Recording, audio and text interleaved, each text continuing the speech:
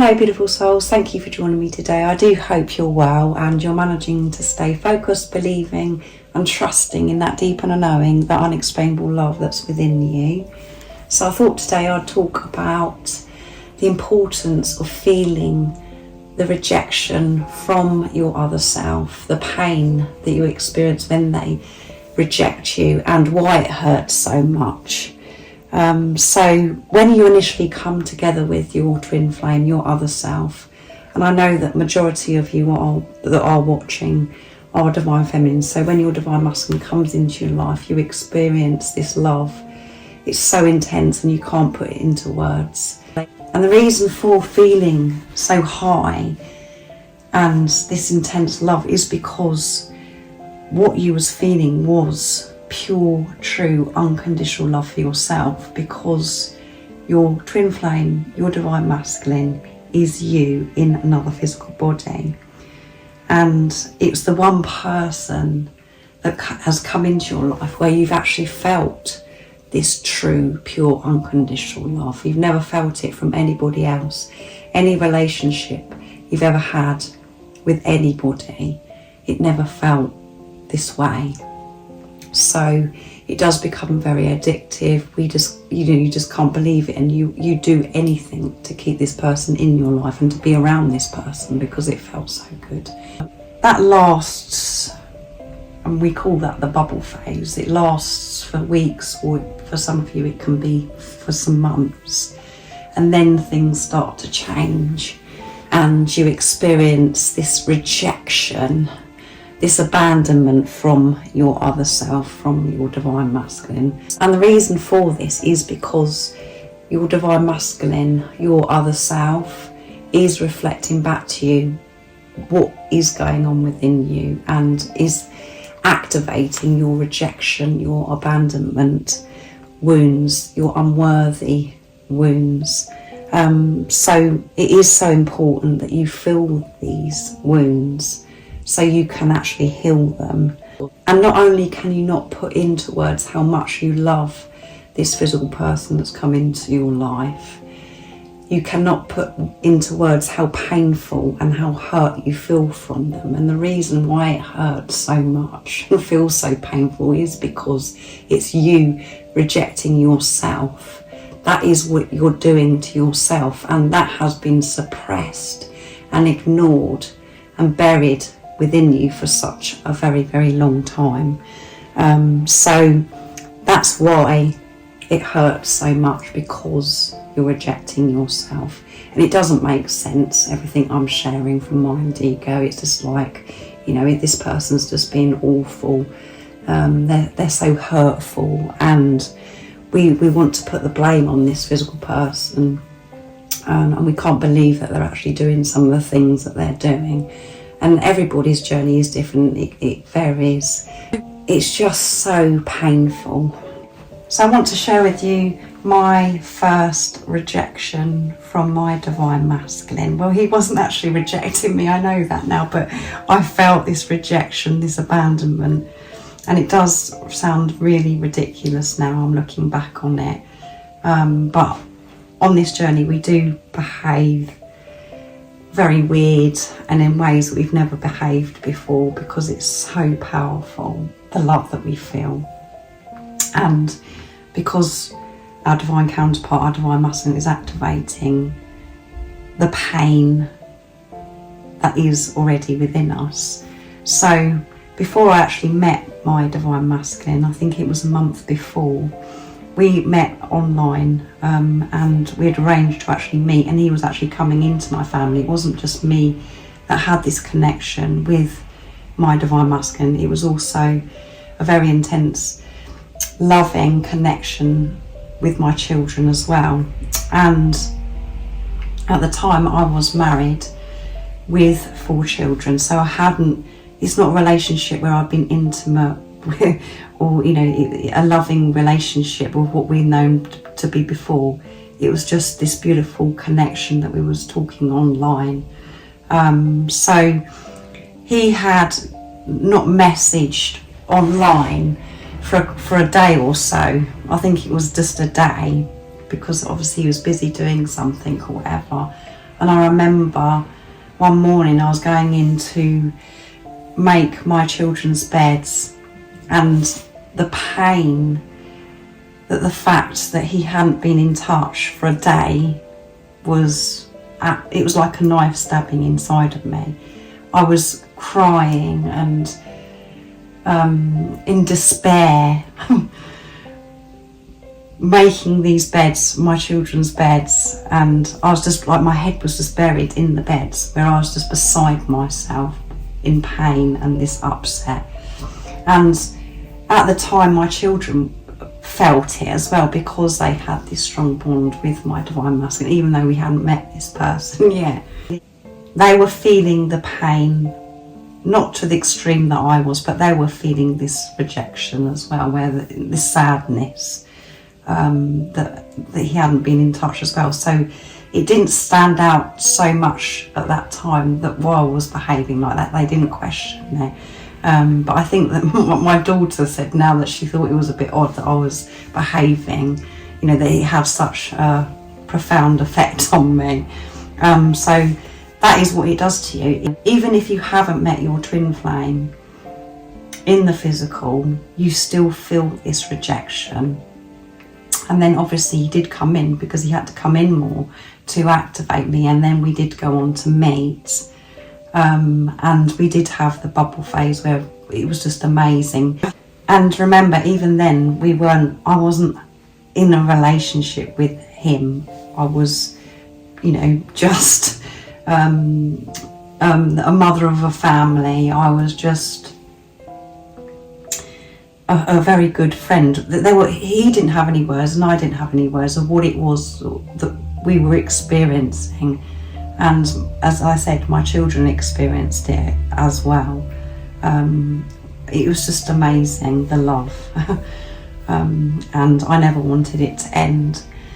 And there's different occasions where, from then onwards, where in the time my divine masculine had to return back to where he lived, because he lives in a different country.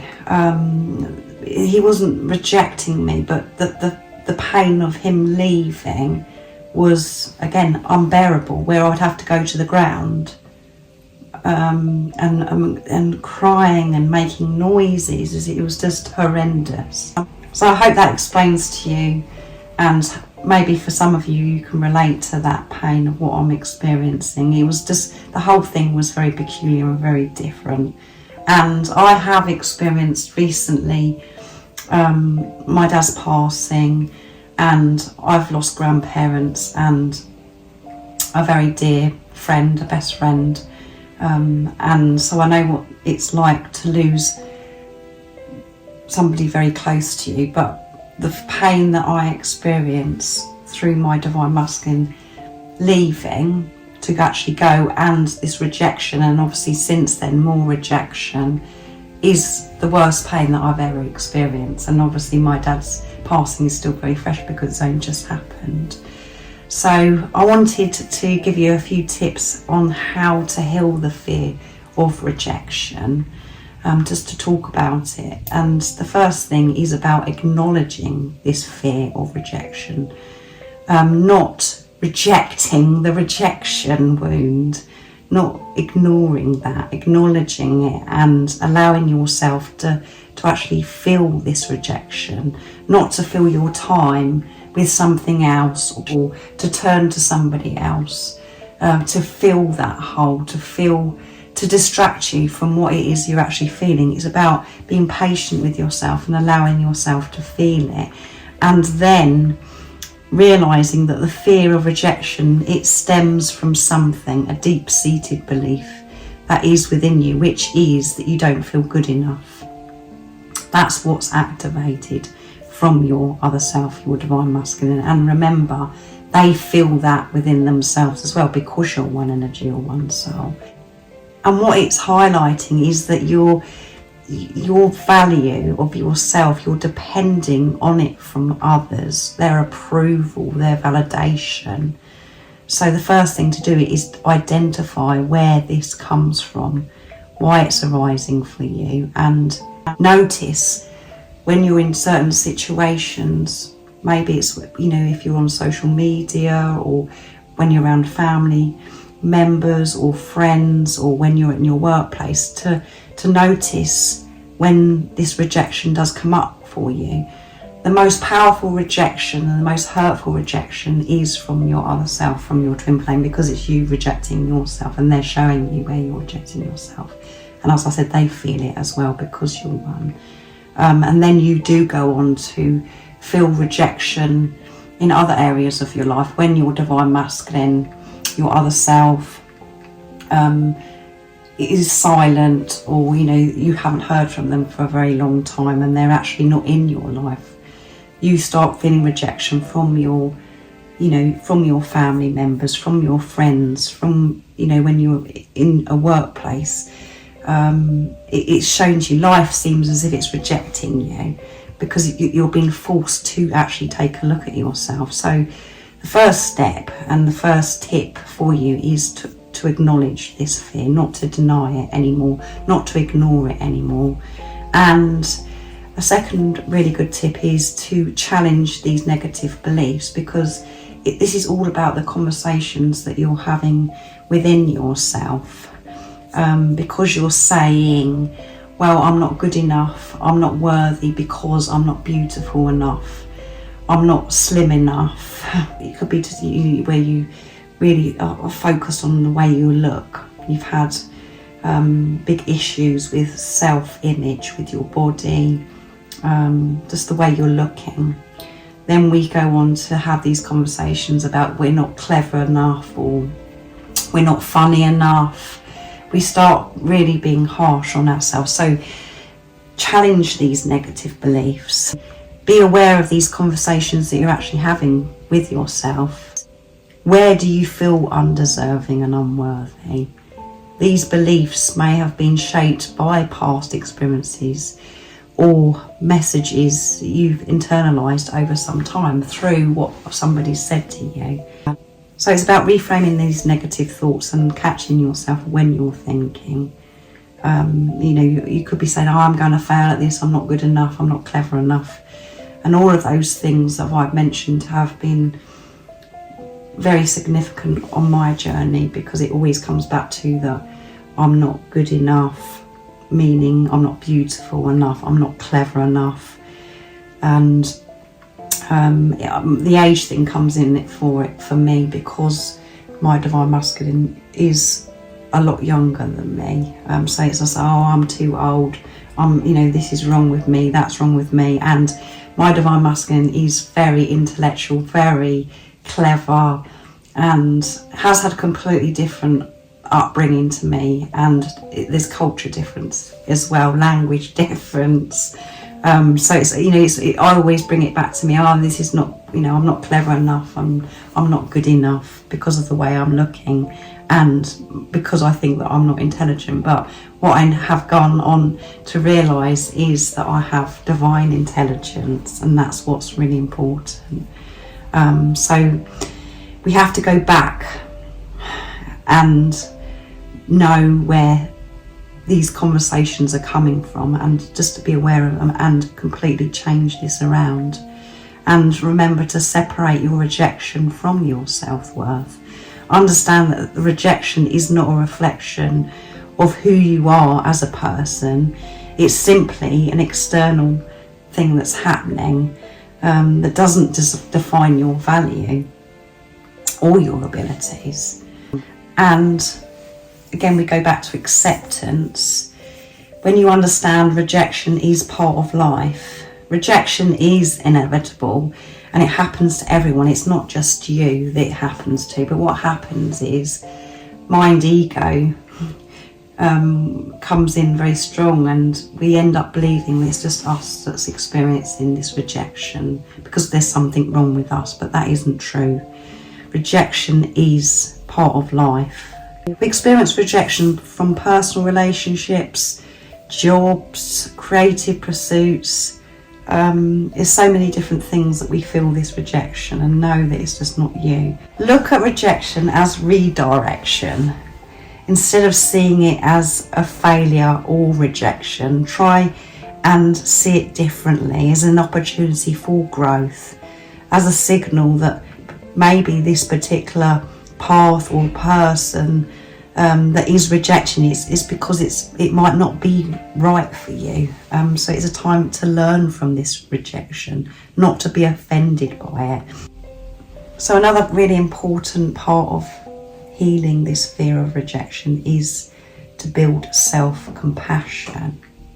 Rather than being harsh or critical of yourself after rejection or feeling this rejection, to treat yourself with kindness and deep understanding, nurturing yourself, soothing yourself, speaking to yourself as if you are a child, and actually going back and visualizing yourself as a child and hugging, cuddling that child.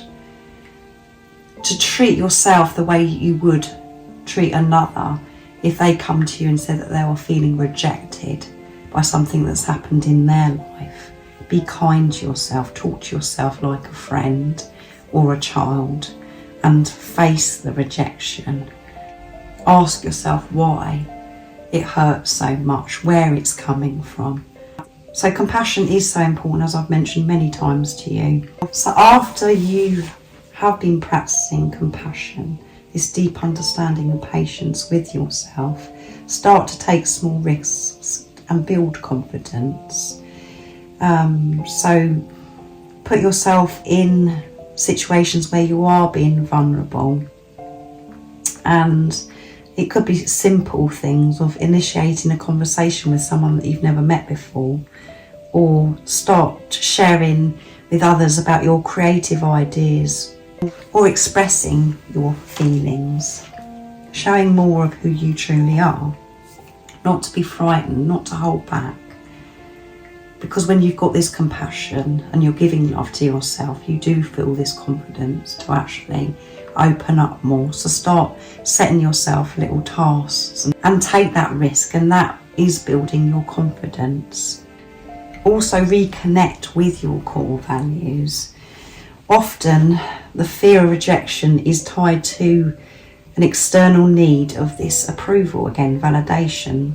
So reconnecting with your own inner values can help shift the focus away from seeking approval to living authentically. Be clear of what matters to you the most. What kind of person do you want to be? What are your passions? And when you're aligned with your values, external validation becomes less important. Again, when you're on your own side, when you're with yourself, you don't need anything externally because you're getting it from you, from within. And go on to act in alignment with your values. Practice these values. And that is so uplifting. Emotional resilience is really important to build that. And emotional resilience is your ability to bounce back from setbacks when things aren't going your way, and to handle challenges with that inner strength. And building resilience helps you deal with this rejection more effectively. You can deal with anything when you're with yourself and you're not rejecting yourself, and not criticizing yourself and having these terrible conversations with yourself. Be aware of these conversations. Don't judge yourself, because that's you just wasting your energy and really putting yourself down. And as you know, when somebody else is doing that, it is so painful. And the things that you do say to yourself when you're putting yourself down, when you're saying that you're a failure, you're not beautiful enough, if you were saying that to somebody else, what it would do, you'd never, ever say that to anybody else. So why are you doing it to yourself? And remember to seek support if you feel that you need that support, and you can get that from therapy, counselling, or you can get it for free from certain YouTube channels. There's so many different YouTube channels that are so supportive, and again, it's about you trusting your intuition and what resonates with you. And the right person does come along at the right time, as I've mentioned before. This journey you're on is orchestrated and everything is happening in the right moment. And sometimes, yes, you do come across people on YouTube or different platforms where you experience this fear and this hurt, and it really doesn't resonate. But that's for you to trust, and that's another lesson as well. It's about, are you going to believe what that person's saying, or are you going to trust in that deep inner knowing that is within you? So trust yourself again, of who does resonate, who you do find supportive. So don't feel ashamed that you're having to seek support outside of yourself. If you're willing to take responsibility of yourself, and that you've addressed that you do have an issue with rejection, abandonment, it's okay. Give yourself permission. It's okay to seek support, and there is so many ways that you can get support nowadays, and it is for free as well. It doesn't always cost anything. And another thing that's so important is to practice this mindfulness and grounding by going out into nature and doing things that you actually love. Being with yourself, giving yourself permission again and time to be with yourself, and there is no excuse. Going out into nature is free, and it's the most beautiful thing that you can actually do for yourself, because that does bring you back to you. And when you're with you, that's where your divine counterpart is. And it feels amazing. When you're feeling love, unconditional love, that is where everything is. And that's where you do feel your divine masculine, your divine counterpart more. And I'm saying divine masculine only because I know that you're divine feminine that's watching. I know there's some divine masculine, so just put it into, just turn that around and say divine feminine.